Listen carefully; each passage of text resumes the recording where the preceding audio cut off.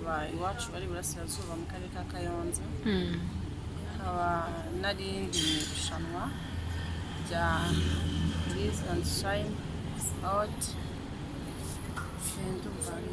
Niki cyagupfushinze cyangwa cyatumye uza muri iri rushanwa kumva urabishaka? Nagiye kuri YouTube nsangaho indirimbo ya Bishop Aregiste numva ndayikunze. Harimo amagambo meza, numva harimo ubuhamya bwiza, numva harimo ubutumwa. Hanyuma numva ko ifite no kuba abantu bahura bagafatanya kuyiririmba mu buryo runaka. Byitwa nk'irushanwa. Naje nzi ko ari irushanwa ariko nageze nsanga ntabwo ngiye uko nabitekerezaga siko biri.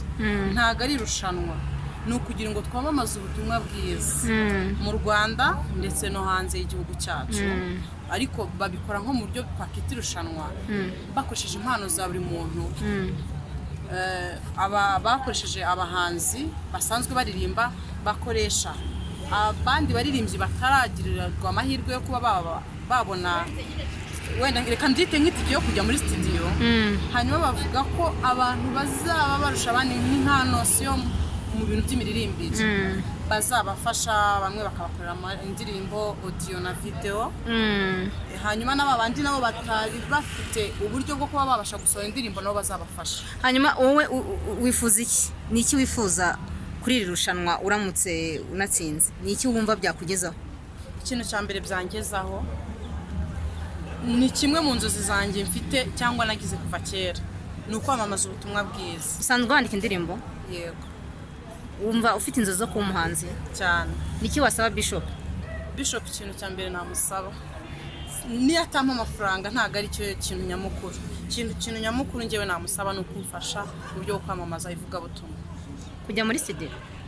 Precisa. Yego. Nkakora audio, nkakora video, byanashoboka nkanamusanga no muri restaurant tugakora igiterane nkaririmba. Twanirishwa amaboko Ange, Mama Music n'ibyo zina abantu benshi banziho. Yego. Umuhanzi indirimbo za gospel ukizamuka.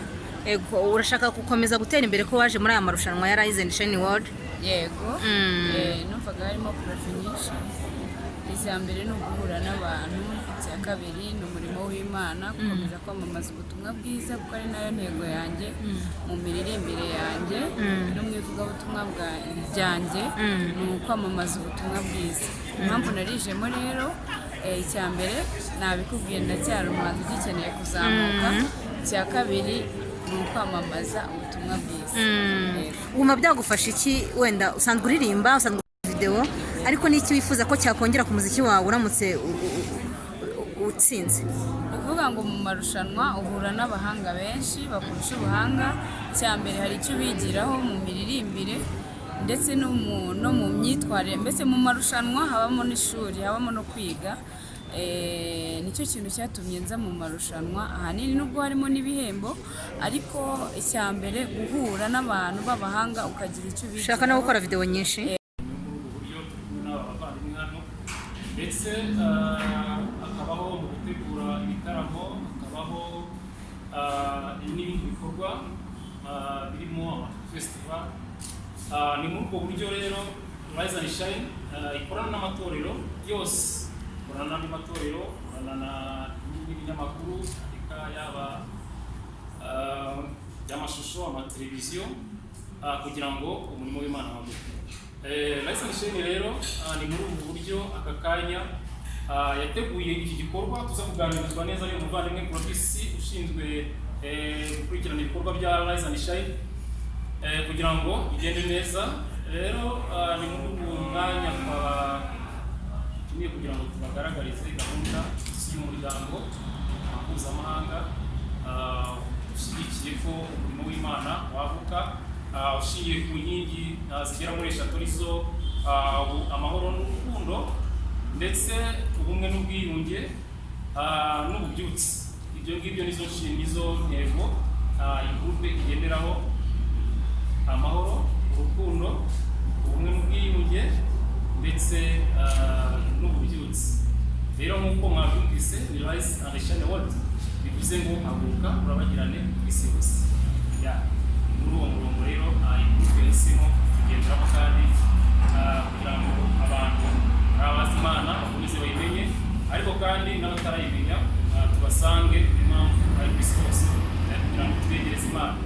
mu magambo make groupe uyu muryango mpuzamahanga mpuzamatorero ni muri ubwo buryo bahagaze.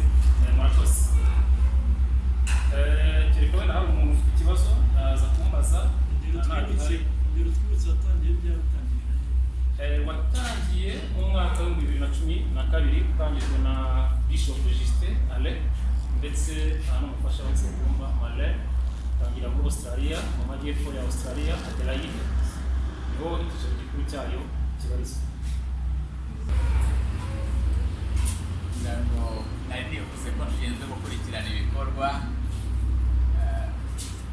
n'iki turimo rero ni kimwe mu bikorwa biri kuba ari nacyo cyaduteranirije aha ngaha uyu munsi. Numva gatoya nasa n'uvuga kuri aya marushanwa ari nayo dusa n'abari gufungura uyu munsi ku mugaragaro.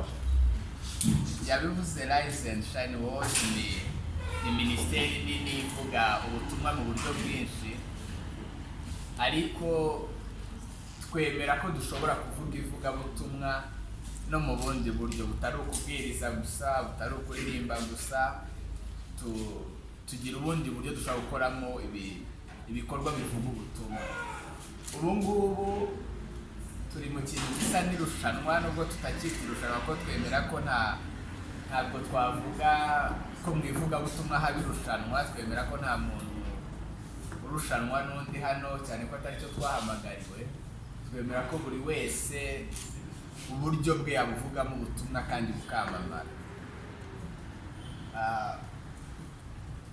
Aba bantu mubona ahangaha ni abantu 23 bavuye muri 87 bari batanze amavideo yabo bifuzaga kuza muri irushanwa. Twari twashyizeho uburyo n'indirimbo imwe yitwa Ugera, ari nawe nyine watangiye uyu muryango. Iyi ndirimbo twifuzaga ko habaho umuntu yiririmba arimo kureba umuntu ufite impano ushobora kuririmba. Tubikora mu byiciro bibiri, harimo icyiciro kimwe cy'abahanzi basanzwe bafite indirimbo zabo, hakaba n'ikindi cyiciro cy'abahanzi cy'abantu bafite indirimbo batari bagira indirimbo basohora bashyira hanze. Muri ibyo byiciro bibiri tukazafatamo abantu, buri muntu tukamuhemba bitewe n'uburyo yaririmbye iyi ndirimbo yitwa Ugendane Nanjye ya Bishop Justin Ale. Aba rero nibo bantu batoranyijwe, nibo tugiye gutangirana urugendo ruzagera ku itariki 16 z'ukwa kane, aho tuzagira umugoroba wo gusangira. Ni umugoroba tuzasangira dutegura Pasika, twibuka igihe na Yesu yasangiye n'abigishwa be, arababwira ati mukore ibi mujye munyibuka. Aranababwira tutazakora ibi ntaho tuzaba duhuriye. Muri uwo mugoroba tuzasangira ni nabwo hazatangazwa umuntu wabashije kuririmba iyi ndirimbo mu buryo abajaji bazashima. Nyamujaji ari hano, bafite amakriteri abazagenderaho, bahitemo umuntu wa mbere, bahitemo uwa kabiri, 3 bazahembwa muri buri cyiciro. Ubwo ni abantu 6 mu byiciro byombi. Icyakora n'abandi bitabiriye hari uburyo byatekerejwe, harimo bamwe mu baterankunga ntibari bagera hagenda abashinzwe Rise and Shine World bashobora kuza kubivugaho, ariko mu baterankunga dufite hari abemeye kuzajya bafasha abandi bantu batahawe bya bihembo, batabaye muri babandi 6 batsinda, ariko nibura bagakora ibintu donc bakaririmba, yenda bakagira criteria runaka bagenderaho. Hari ishuri yenda bashaka kuza kuri tubwira ryemeye gutanga scholarship ku muntu ushaka kwiga ibintu byo guteka. Hari utundi tuntu abantu bashaka kuzajya bagenda batsindira tutari gusa muri babandi 3 batsinze. Amavideo bakoze avuga amanimero yabo. Mu buryo bwo gutora twahisemo ko umuntu azajya aza akareba iriya ndirimbo. Umuntu wahisemo watoye ukajya kuri YouTube channel ukalikinga akavideo kiwe, warangiza ugakora comment ku kintu we wakuye muri iyo ndirimbo. kugira ngo ibyo bintu ubwinshi bwabyo ku kavideo ka buri wese bizaba biri kumuha amahirwe. Hari urundi rubuga rwa Rwanda Gospel twakoranye narwo bizaba biriho amafoto yabo na nimero ya buri wese uri muri iri rushanwa, hanyuma nabo bakazajya babatora aho ngaho. Amajwi ya online kugira ngo abajaji bari mu byo bazashingiraho nabyo. Kuri uyu munsi rero twabahamagaye kugira ngo tubatangarize irushanwa ku mugaragaro. Niba hari ibibazo abantu bari burigireho, niba hari ibyo abantu bifuza kubimenyaho yenda ku buryo bwagutse, tukabisobanura. Ejo saa sita z'ijoro nibwo ayo mavideo azatangira gukoreshwa, nibwo n'izo mbuga zose zatangira gukoreshwa, nibwo abatora bazatangira gutora. Murakoze, turabashimira. Irushanwa ariko Amredi araza n'irushanwa ko tabarushanwa ari irushanwa rero wakirangiza ari irushanwa. Twabonye amarushanwa menshi yabayeho muri gospel ministry, ntabwo ari bwite industry, muri gospel ministry. Mu by'ukuri atarasize umwuka mwiza, ndetse n'irangiye ejo bundi noneho ryasize agashya. Mwiteguye mute kuvana ibintu abantu nkamwe bashyize mu mitwe y'abanyarwanda bagose kubivanamo kugira ngo mubacengezemo wenda ni byiza se? Ntabwo mbizi, ariko murabona mufite iki, muzanye iki gitandukanye n'ibyo twahuye nabyo byadukomerekeje imitima yo kutwomora.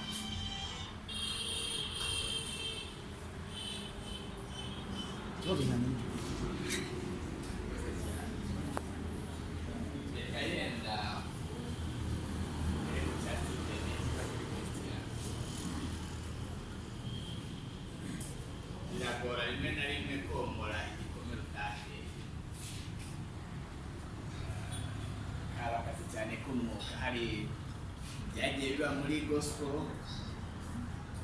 hari ibyagiye biba ari gospel industry nubwo wagatsinze, ariko reka mpamye ko twe turi gospel ministry. Turumva dushyigikiye ivugabutumwa kuruta uko dushyigikiye industry. Ntabwo no mu gutegura iki gikorwa ari n'aba twifuje, ngira ngo mu bihembo birimo harimo dukorera amavideo n'amawodiyo, ni ukugira ngo ubutumwa bwabo bamutware bugere hanze. So umwuka wasizwe n'abatubanjirije, reka tubanze turebe intention yabo. Bashobore kuba bari baje gukora umurimo w'Imana, bashobore kuba bari bagambiriye gukora neza, yenda Satani akanabarwanya, ntibigende neza mu mitegurire, ntibigende neza mu mikoranire n'abandi.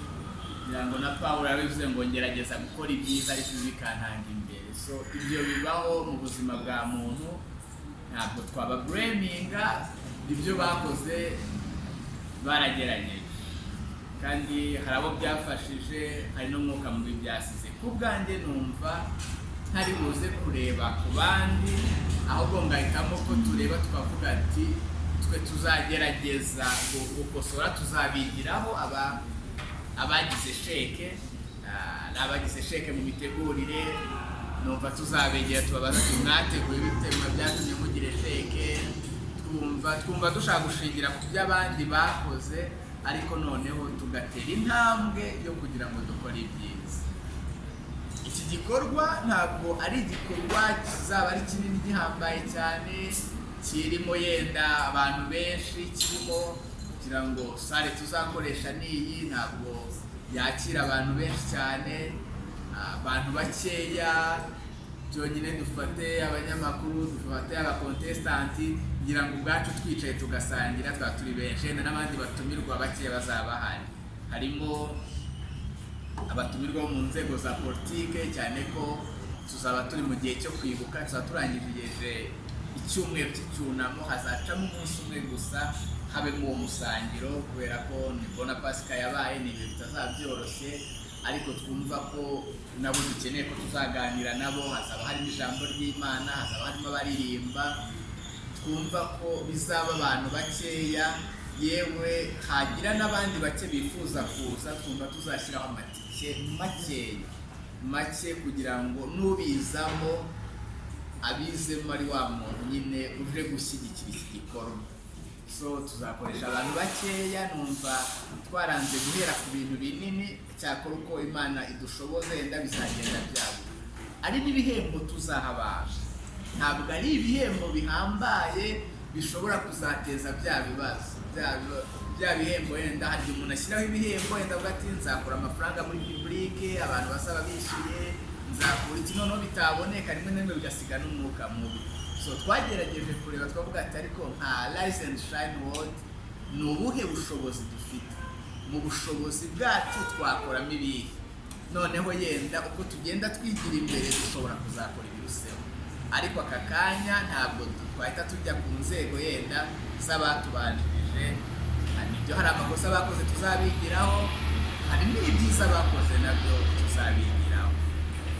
Aho ni kuri Steven, ubwo umwuka mubi Imana idufashe na mwuka wera dufashe, nibura ibizagende neza, abantu bongere baryoherwe na gospel.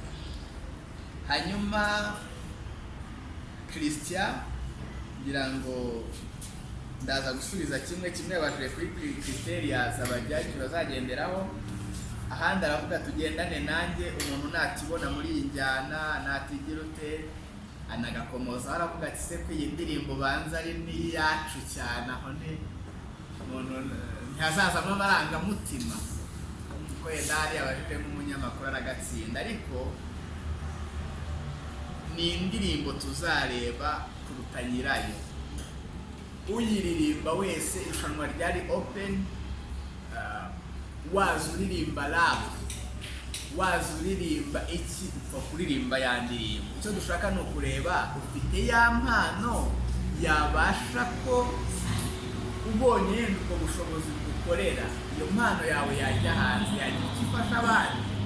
Ahubwo nutwavuga ati mu buryo bwo kugira ngo bikorwe buri wese yiririmba indirimbo ye ngo buri wese azaniye, ahubwo ya ni nayo mpamvu nimuranga amavideo bakoze baririmbye nta gikoresho na kimwe, nta piano, nta gitari, umuntu akaririmba n'ijwi. So twumvaga dushaka kureba gusa wowe ufite iyo mpano. So ntabwo bibaza wari ukwinterpreta indirimbo hano ngo iyo ndirimbo niyo yakoreshejwe, ariko buri wese yarimba mu buryo, si ngombwa kwiyumva iyo ndirimbo cyangwa ngo ijyane muri style irimo. Abajya numvaga iyo ndirimbo abantu barimo bararushanwa kwigana kuririmba iyo ndirimbo uko yari.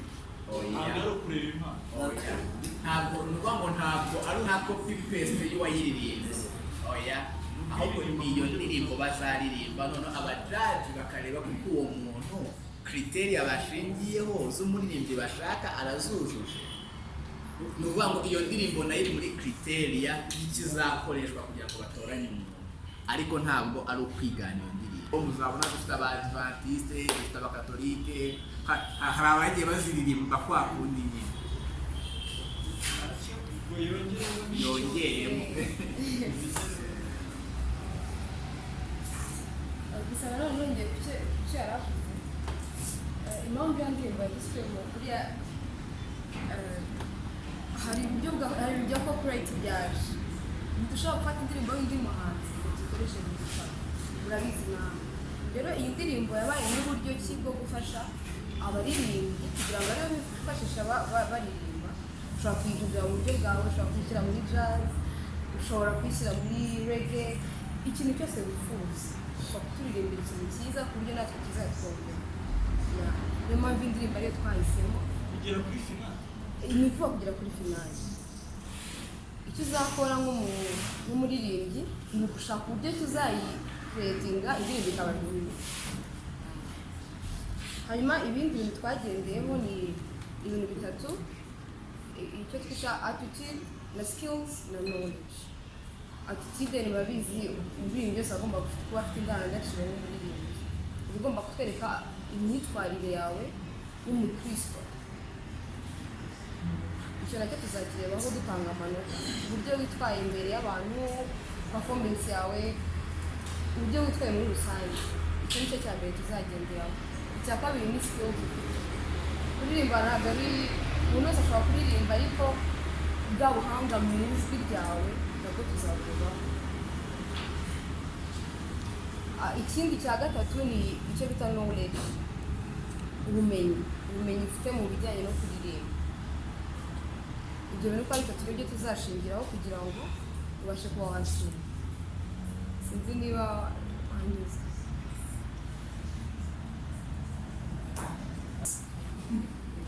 muri ya garanayiti performance n'ubundi zakorwa kuri ya ndirimbo exactly, cyangwa nazakora ibyo ashaka ya ndirimbo n'ubundi tukirushanwa buri munsi. Usibye abandi bahanzi bazaba batumiwe muri garanayiti bo kuririmba, ndavuga abakontesitanti hazaririmbamo 3 gusa bazaba baramaze gutsinda.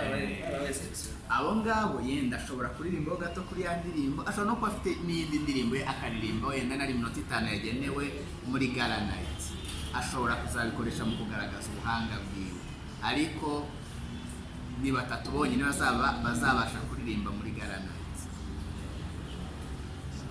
ubundi ikizacirira ryagize ryari cyangwa muzabatorera mu buryo bundi tutazabona tukabona kuri garanayiti amino zatangira icyiciro cya mbere ryari kurema abantu batatsinze twese duhari cyangwa se bikihari cyangwa se badahari birabona.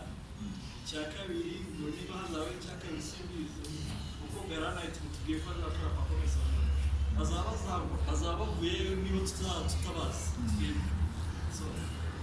Okay, muri uru rugendo rw'iyi minsi harimo ibikorwa byinshi biteguwemo bizakorwa n'abakontesitanti, harimo aho bazaba bari ku menshi, hari gusura, hari ubwo tuzasura urwibutso, hari abo tuzajya gufasha.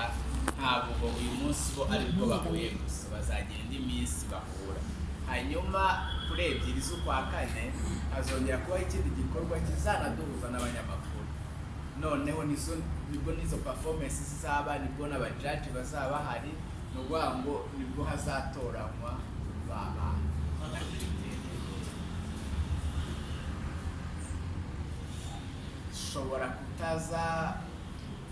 Shobora kwibeshya gato ku itariki niba ari 2 z'ukwa kane cyangwa itariki bashobora kuza kunyibutsa neza, ariko icyo nshaka kuvuga iyo tariki irahari mbere y'uko twinjira mu cyunamo. Bazaba bamaze kubahama tuzongera duhure, hanyuma n'ubundi n'abajaji ngira ngo n'umuntu azaba agira abantu bakeya yemerewe baje bamuherekeje, hazaba hari iyo publike ntoya, hanyuma atoranywe baba bahore kuri finali garanayiti. Batatu muri buri cyiciro kuko ari ibyiciro bibiri.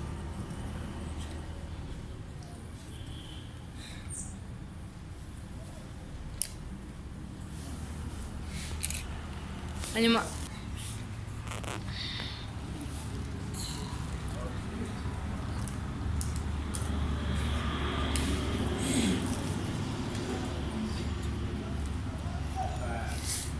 ubundi ni uko kugira ngo babone ko ari university yicayeho n'abantu bagomba kuba harimo bamwe batari bahagera, nabo nabonye bicaye inyuma. Mu bafatanyabikorwa dufite bazadufasha gutanga ibihembo, ariko hari n'ibihembo byateguwe na Rise and Shine World Ministries bizatanga. Bibutse ko nabivuze ko Rise and Shine World ari Ministry igiye ifite ibindi bikorwa bitandukanye. Ubu mu Rwanda hano tuzaba duhostinzwe na Irera Robotic Group.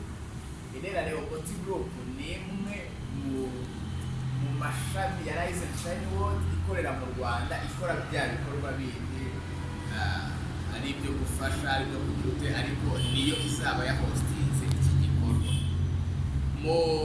Mu bantu muri cya cyiciro cya mbere cy'abantu basanzwe bafite indirimbo zabo, ngo ni irushanwa, twafashe amafaranga atari menshi, ngira ngo ni nka miliyoni tuyaha abo bantu. izaba itanzwe mu buryo bukurikira. N'aho icyiciro cya mbere harimo umuntu uzaba wabaye wa mbere azahabwa 300,000 uwo munsi arangije, ubwo ni ku itariki 16 yemerewe gukorerwa indirimbo ye ya audio na video, indirimbo ye, hanyuma anemererwe muri babandi bafite indirimbo mu cyiciro cya mbere. Nuwa ngo License Shine World igira ibitaramo ijyamo, donc igenda itegura ku isi ahantu hatandukanye. Ni ukuvuga ngo azemererwa tike y'indege yo kuzitabira icyo gitaramo. Nuwa ngo sinatike y'indege gusa, nuwa ngo nibizajyana nabyo byose, ari ukubaho, ariyo, ari ukurya, donc ari hoteli, ibyo byose ni License Shine izabikavaringa muri cya cyiciro cya mbere cy'abantu basanzwe bafite indirimbo, uzaba yabaye wa mbere. Hanyuma uwa kabiri muri icyo cyiciro azabwa 200,000 akorerwe audio na video lyrics y'indirimbo yiwe. Uwa gatatu azakorerwa audio yonyine ahabwe 50,000. Mu kindi cyiciro cya kabiri uwa mbere azahabwa 300,000 akorerwe audio na video. Uwa kabiri ahabwa 100,000 akorerwe audio na video. Uwa gatatu ahabwa 50,000 akorerwe na audio. Ni ibyo bihembo bizaba bihari uwo munsi. Ibyiciro bitandukaniye he? Ibyiciro bitandukaniye. Igiciro cya mbere gitandukanye n'igice cya kabiri. Icyiciro cya mbere kirimo abantu bari basanzwe bafite indirimbo zabo. Okay. Hanyuma icyiciro cya kabiri ni umuntu utari ufite indi ndirimbo n'imwe yigeze ashyira hanze. Kimwe cya mbere cyo ni ikijyanye na garadina.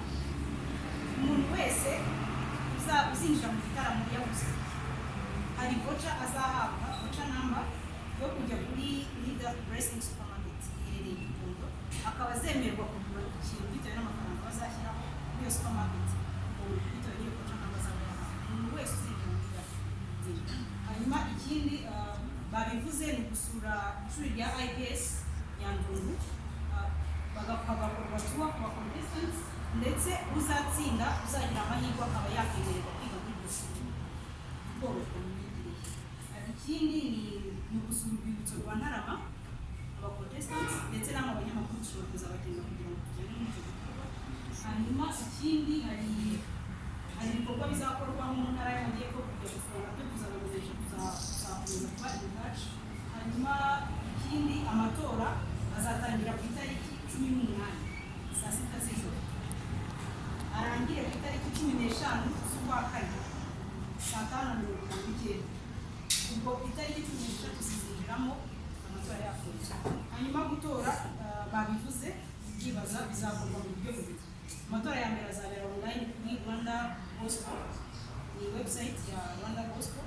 Hari amatora azahabera, buri wese afite nimero ye muri abo contestant tugiye no kubereka mu kanya, ndetse n'ubundi buryo bwa kabiri no gutora kuri License Shine World YouTube channel. Umuntu akumva indirimbo ya R&B uko babivuze, n'iyo ndirimbo bahisemo gukoresha kugira ngo hatazabaho ikintu cyitwa copyright cyangwa se impano. Turebere impano mu ndirimbo ihari ariko yahiye uburenganzira. Bivuze ngo Bishop R&B yahaye License Shine World Ministries uburenganzira bwo gukoresha indirimbo. Nimba nta kindi kibazo turifuza kubereka aba contestants uburyo bifuza kubiyereka.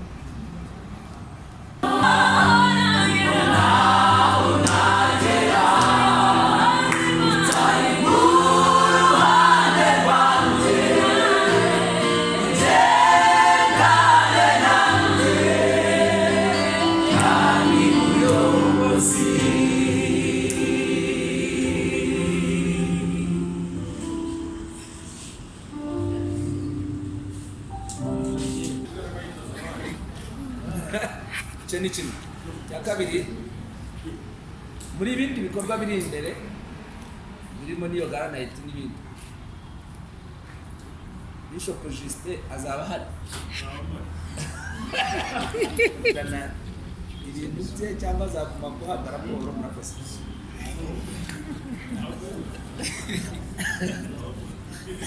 Utazamwitira mu gafu.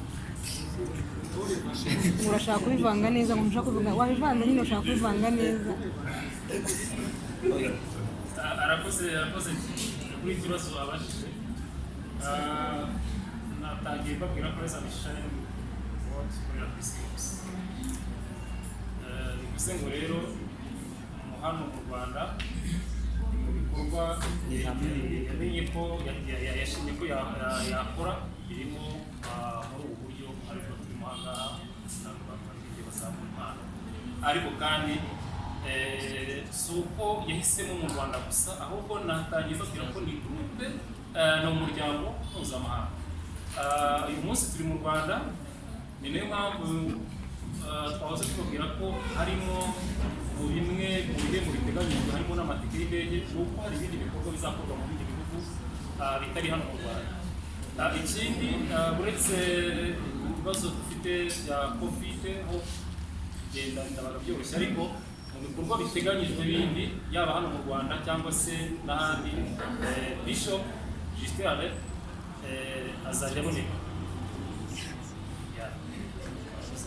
Ntabwo mvuze ku itariki 11/16 navugaga mu bindi bikorwa biri imbere ariko bitari kuvuga ngo mu cyumweru gitaha ku 16 azaba hari ariko mu bindi bikorwa hano mu Rwanda cyangwa se n'ahandi azajya aboneka bitewe n'uko uburyo bwo kugenda mu rugendo rworoha abantu bashobora kugenda bakidefasa mu buryo bworoshye.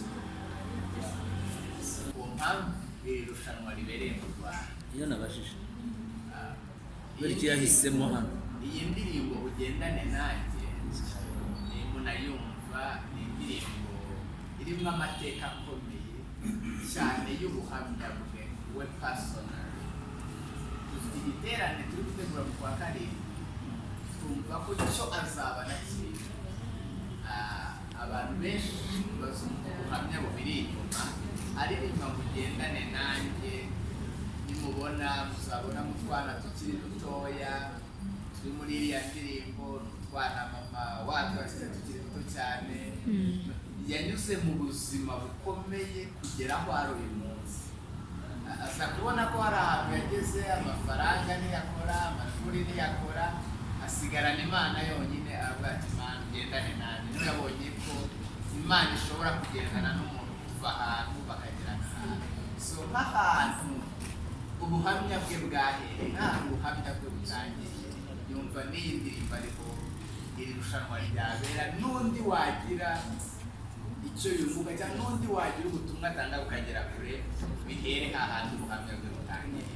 Nanone kandi ikintu cyo kuba azaba hari mu bindi bikorwa minisiteri ni nini ntabwo Bishop yashobora kuba mu bikorwa byose bya minisiteri kuko minisiteri izakora byinshi irera Rehoboth Group iri ahangaha izakora byinshi ashobora kuzaboneka muri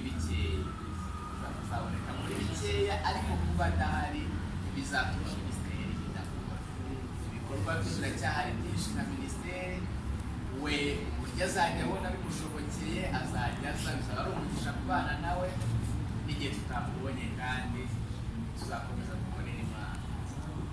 nka Bishop yaba ari iyerekwa yagize kuba iyi ndirimbo ariyo yakoresha kandi akayikoresha mu buryo bw'amarushanwa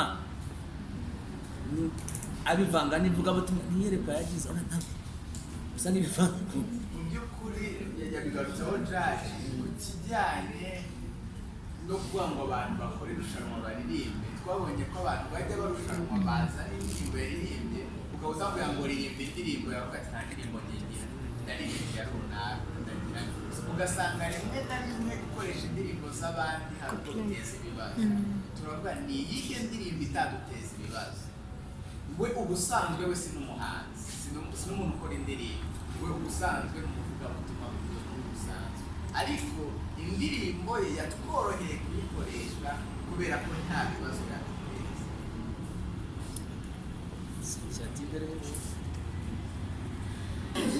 Evangelist ndagiye kwibaza ngo hagize undi muhanzi waba ari no muri bano batitabira irushanwa wakwemera kuba yeze igihangano cye akaba copyright yacyo mwakwemera nacyo akaba aricyo yakoresha. N'indi kibazo cyatumye guhitamo indirimbo imwe kuyikoresha ariko copyright muri bano habaye hari ufite igihangano cye akemera kukibaha cyangwa undi muhanzi uwo ari wese muri gospel dufite mu Rwanda mwakwemera ko gikoresha. Ngo aho irushanwa rigeze yaba yarakereye. Icyakora nibyo twavuze ngo hamwe no kuganira n'abanyamakuru cyane ko abanyamakuru barimo abantu tunubaha cyane tuzagendera ku bintu ibitekerezo byabo mwabonye ko no mu gutoranya abantu ijwi ry'umunyamakuru rikomeyemo nuko tububaha bukeye ibindi bitekerezo bazaduha twemerera kujana kubyongeramo tukagenda twameriyora kugira ngo bibe byiza kuruta icyakora ko bigeze uyu munsi navuga ngo Ministeri ya ndabona irimo n'ibindi byinshi ariko bibaye byiza wenda arahari mwaduha ushinzwe media by'umwihariko kabiri tuzatubaza ibibazo byacu ko abandi kumva ko supervise saburiya mutubwira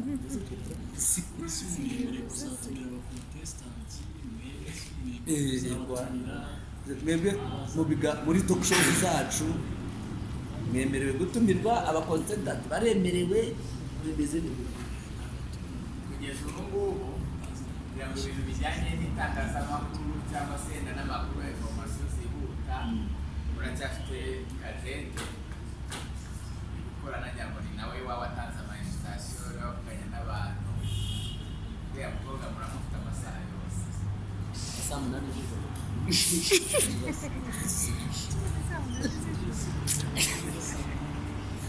nagiye mukizwa nagiye mukizwa saa munani z'ijoro murabyemeye na kanyama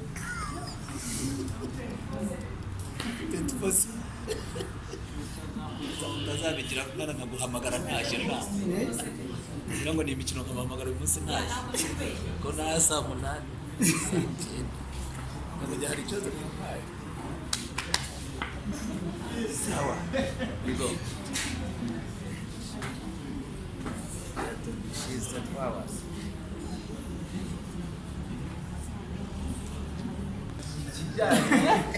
kijyanye no kuba twatumira abangaba cyangwa n'abayobozi ni tayari ko ariwe uzatunyuraho ukagenda ubaduha cyangwa birangiriye baremerewe gutumirwa faye tugendeye ku bintu bijyanye n'intuzi n'irobanura rishingiye ku butono